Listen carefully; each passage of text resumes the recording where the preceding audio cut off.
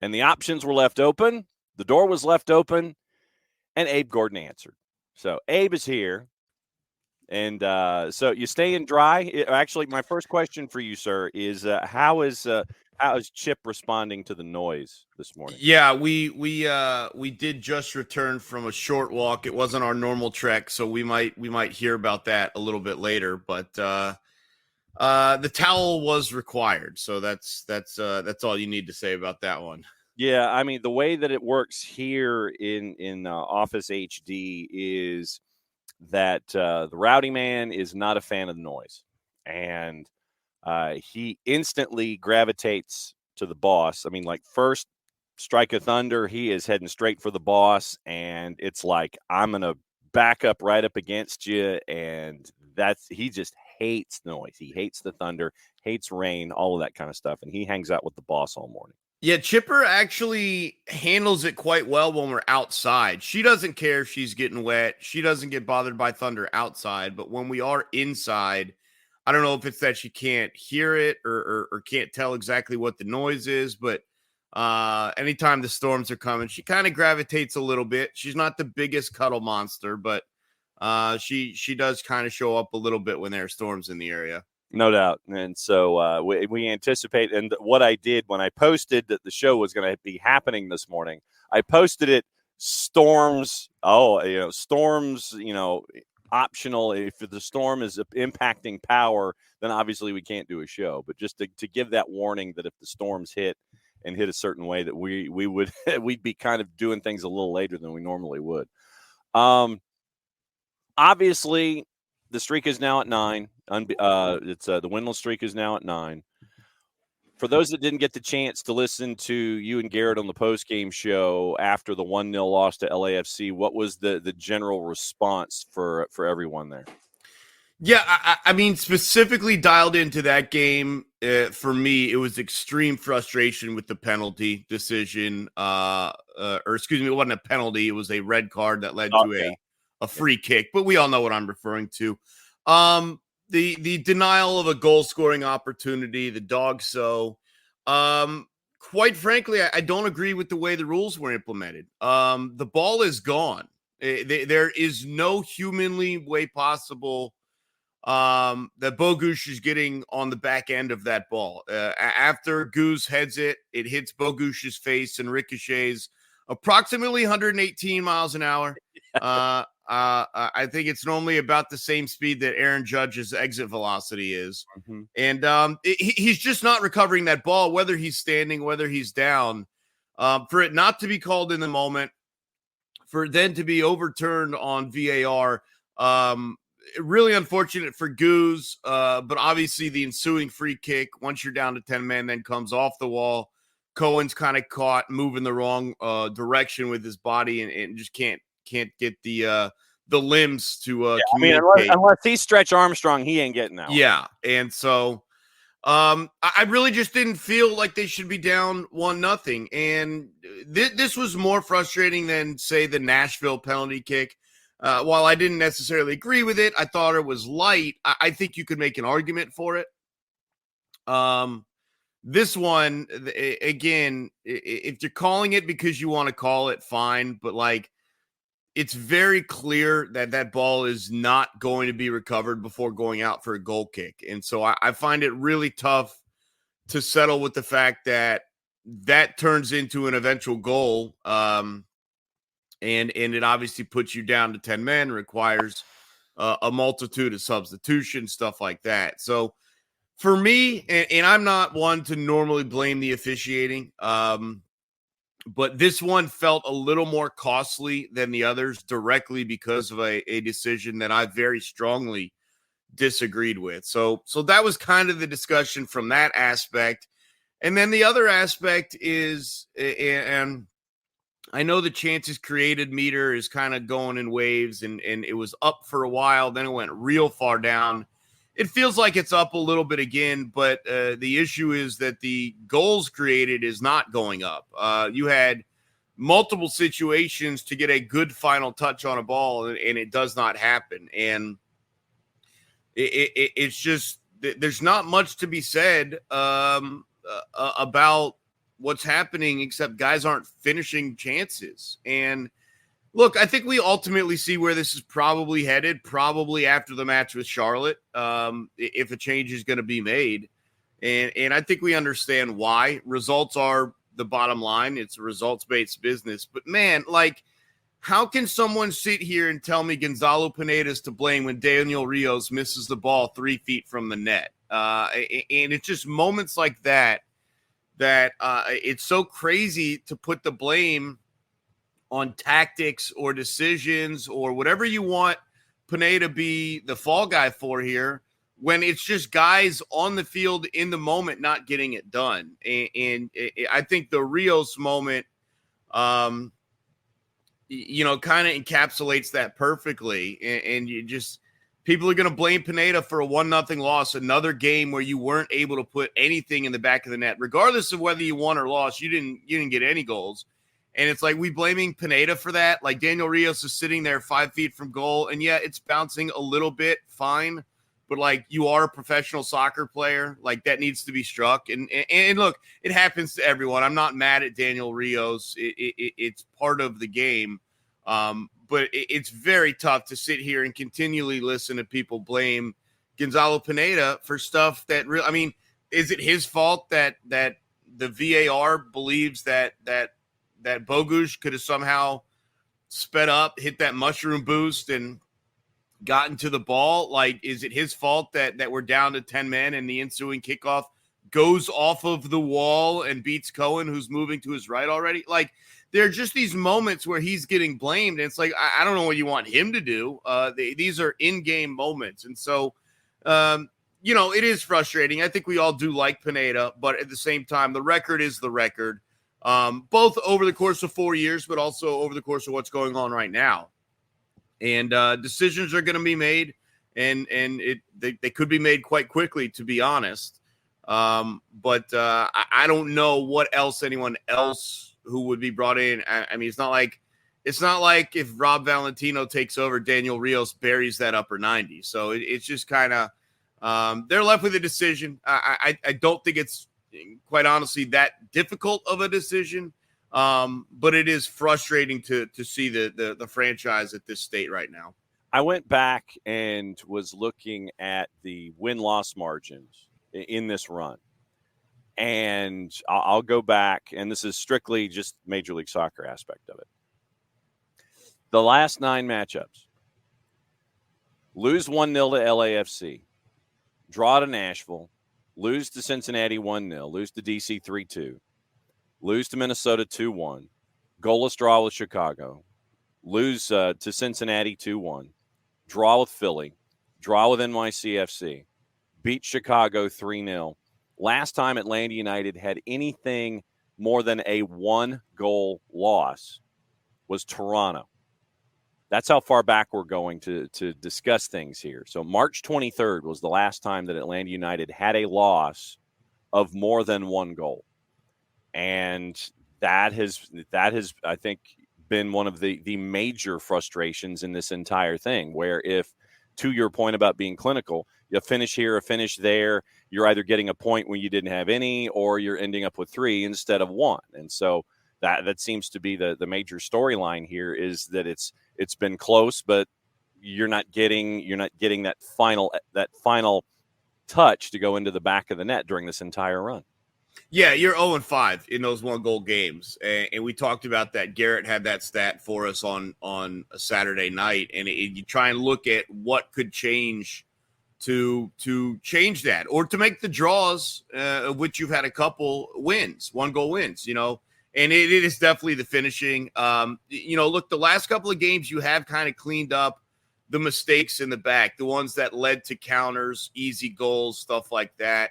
A lot of that obviously has to do with the return of Stian Gregerson as well, who was outstanding on Saturday night. Yep. But, I mean, it's tough to get 3 points if you can't get 1 goal. And even the goals you have gotten, I mean, you got a penalty kick, you got an own goal that kind of dribbled the wrong way.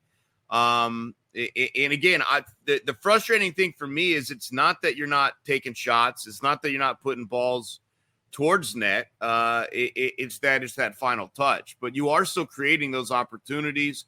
You're taking chances, but ultimately they're not paying off. And I don't really have an answer. It's not just that Giakoumakis is out because he was in and they weren't creating chances. Now you're going to be without Saba. You still have issues on the left. Amada's kind of returning into form. I actually thought he looked quite dangerous for the 35 minutes or so he played, but you have to wonder if that's something he can extrapolate over the course of a full 90, or he was only able to do that because he knew he was in for 30, stuff like that. But there doesn't seem to be any answers within the roster or the rotations. And that's what's kind of most troubling is we take a look at it, and there is no suggestion of do this better, do that better. It's just like, I don't know, like have a shot that's on net, that's in the back of the net. And look, Amada narrowly missed a couple times, just pushed it wide. We had a couple headers that rippled the side netting on the wrong side of the net. And then a swing and a miss from Rios. I mean, there was opportunity for 3 or 4 goals there. A free kick that just skimmed the top of the wall before going over the bar. And it's just not quite tight enough, unfortunately. And there's no answer. There's no one you're bringing off the bench that can improve upon what they're doing. And so we're stuck here waiting to see, like, how are they going to figure out how to score goals? Because taking less shots isn't the answer. Trying to find a more quality opportunity. I don't think they're lack of quality chances. And in fact, some of them, like we said, like some of these opportunities have like an XG of 0.6. Yeah. And you're just like, I mean, if you can't score on a 0.6 XG, a 0.7 XG, like I got nothing for you. And unfortunately, that's what's happening right now. And schedule compression is not over because you end up having to go and check in on Messi and friends. Yeah. And Messi and friends ended up getting the Duke in Vancouver this past weekend when it was just basically and friends. And it was Leo Campagna that started things late there. They sat and didn't even put him on the plane. Didn't even put Messi and Suarez and Busquets on the plane to Vancouver. And so the anticipation is that they will be starting coming up midweek at Chase down in Fort Lauderdale, going up against Atlanta United. Yeah, it's obviously going to be an incredibly difficult game. You got a team that just showed on the road without 2 of their bigger stars. They can still get it done. Those guys obviously going to be back, like you said. And Atlanta United is scuffling. My only hope is that, and it's no secret that Miami does not have the greatest defensive capabilities. That's true. Maybe there's something there that kind of wakes you up. You're still going to have to figure it out on your defensive end because you do know how dangerous they are on offense. And that certainly concerned me. I kind of mentioned it to Jason post-game. And I know it's a dumb comment to say, but like, is there a world where you're comfortable just getting in some random track meet that's, MLS drunk after dark, midweek mayhem? Just take the over and just kind of. Well, yeah. I mean, is there a world where you can get into just throw caution to the wind, get everyone pushed up the field, and see if you can win this thing 6-5? But then we go back to the problem. Like, we haven't scored 6 goals in 2 months of total gameplay, right, unless you're counting U.S. Open penalty kick shootouts. And so, you just try and find a way at this point. The frustrating thing is you've dropped so many games at home. I don't even know how pleased we're going to be if you can find a draw. Not that you're going to, but it's starting to feel like you've got to start to pick up 3 points on some of these road games. And obviously it doesn't have to be at Miami. You've got some winnable road games coming up as well. But yeah, there's really no answer for what to prepare for here. You've got a guy that is still playing among the best soccer that the world has ever seen. And you can't put the ball in the back of the net when it's right at your feet from 6 feet away, 5 feet away. And so things are not trending well for this midweek match Wednesday. Right. But sometimes those are the moments that take you the most by surprise. And so we're gonna get in the studio. We're gonna talk about it pregame, and we're gonna sound good. and we're going to be ready to roll. And then the match starts, and then like the post game's probably going to take a different tone as it has the last 7 or 8 times out. But look, it's an opportunity, if nothing else. And it feels like every time I say it, if you want to start the turnaround, it needs to start now. Mm-hmm. That didn't happen against Nashville. If you want to start the turnaround, you're back at home. 3 of your next 4 are at home. It needs to start now. That didn't happen against LAFC. So look, man, like if you want to start any semblance of a turnaround, I think going down to Miami and getting some points on the road against Lionel Messi, with matches against Charlotte and Houston at home on the other side of that, you start to roll maybe 1 point or potentially 3 points into 6 or 8 or 9. Maybe we can talk. But the timeline, as we all know, for Gonzalo Pineda is running very short. Yeah, and you mentioned Charlotte. Charlotte comes to town on the weekend, and you go from having to go and see Messi and friends in the midweek to flying back after that match is over, rest and regen on then ice baths on Thursday, maybe some light training on Friday, and walk through on Saturday because you're the Sunday afternoon game on Big FOX, where you end up with a rivalry game against a team that won't be minty fresh. Yeah, and they've played really well at home, but they're on the road, Charlotte, in that one. So, yeah, and it's not just the match compression. It's also the injuries and who you can get back. Yep. Noah Cobb's still out. Looks like Derek Williams might be very close to returning. I know we saw him in some reserve action.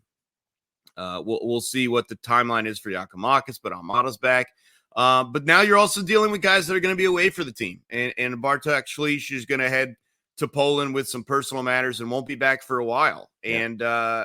And you've also got Saba Lobjanidze, who at some point in the near future is going to be heading over to Europe as well to prepare with Georgia for the Euros. And so you're kind of right back into it where you're not going to have your full roster, but you're still going to have to find results. There's no way around that. The only thing I can say here is that as down in the dumps as it seems, you're still pretty close to the playoff line. You're not even at the halfway mark of the season. This can get turned around if you start to improve your performance on the field. Look, you're not going to win Supporter Shield. I don't even think you can make a run to the point where you're a top 4 seed.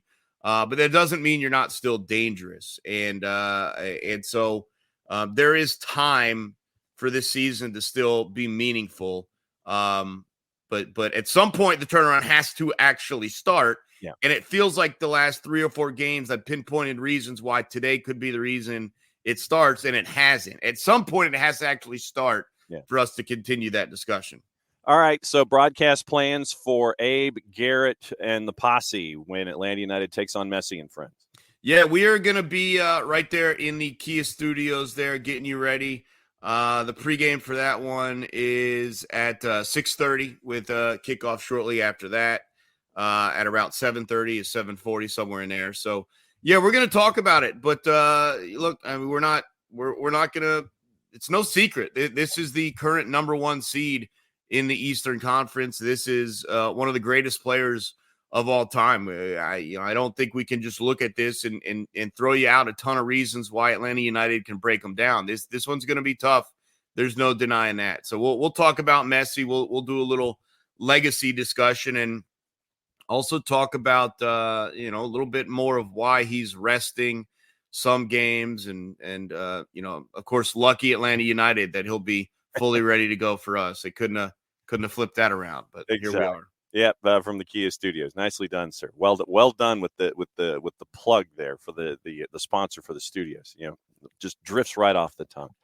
As always, my friend, it's great to see you on Mondays. I know that the Abe Gordon Casa Day Especial is going to be smelling like wet dog, and I know what that's all about. Just to make sure that everything's fine and that the noise stays very, very well. So my best to you and a very dry chipper here on a wet Monday, my friend. We will see you soon. Yeah, sounds good, John. Thanks for having me.